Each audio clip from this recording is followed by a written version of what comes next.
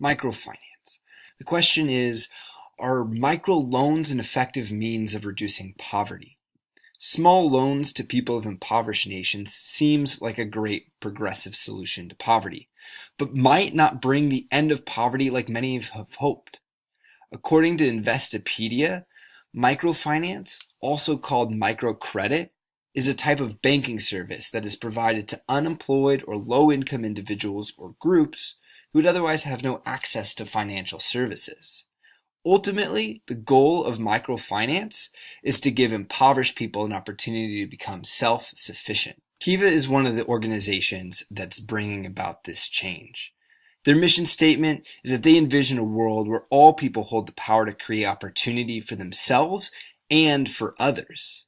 They help stimulate economic and social good, connecting the world and building relationships. So they serve about 81% of their loans to females, where they serve about 19% to males. They seek to create renewable pool of funds that reshapes their access to financial services all around the world. About $1 billion have been lent through Kiva. 1.6 million lenders, 2.6 million borrowers. Kiva has helped farmers, people in conflict zones, and the least developed countries in the world. Kiva relies on the ripple effect. They want people to invest in their projects and in turn invest in their communities. They want this wealth to ripple out beyond just their own household and into their communities.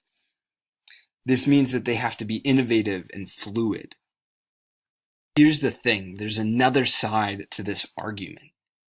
Many people believe microfinance is simply an illusion, that it doesn't actually help anyone, that their regulations are just simply so poor.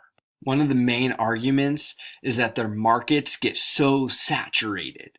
So as there's more products getting introduced into the community, it's maxed out. There's no new innovation, but just new products. And there's no new demand, just new products. And so this creates a poverty trap. It keeps people still stuck in there. Maybe they can work on these projects, but ultimately they aren't revenue producing projects. Things like healthcare or household maintenance. And so what this creates is an economy that just simply cannot scale.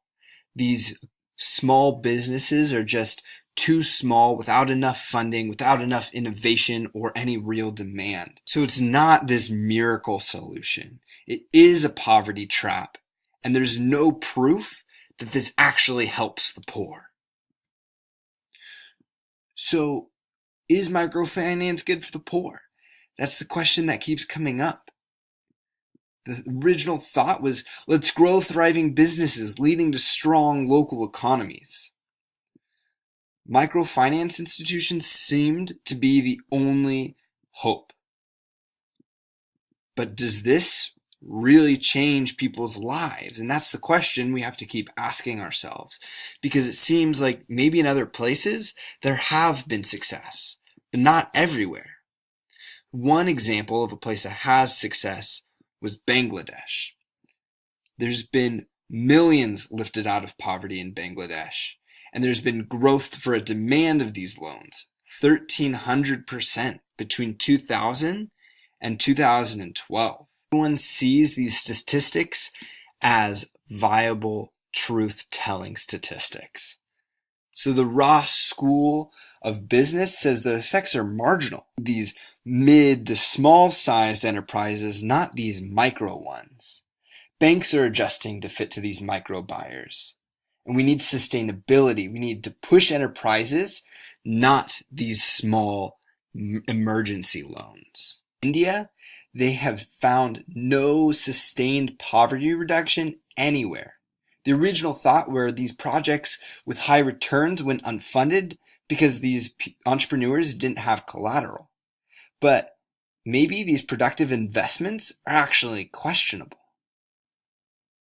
Maybe they're simply an income transfer, filling in that financial gap, which is helpful with the ups and downs of poverty, but ultimately doesn't lead to any further success within their household and within their position in poverty. Also some major concerns. It looks like there could be collusion between for-profit microfinance institutions and self-help groups that are using low-interest loans and donors which were financed at the beginning of their conception. Also some major concerns. Collusion between for-profit microfinance institutions with self-help groups that are using low-interest loans and donors to finance their projects, which they got at their conception. Fortunately, there could be a way forward. It looks like village-based savings and loans could be that way forward. There are over 10.5 million participants. This is this amoeba model where one group comes together, pooling all of their finances together. This is financial inclusion without financial institutions. At the end of the cycle, savings and profits are redistributed back to those members.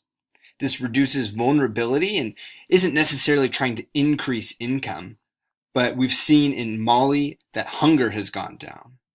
And these groups get to know their members and can make better judgments on those loans. And so this could be the way forward. Thank you.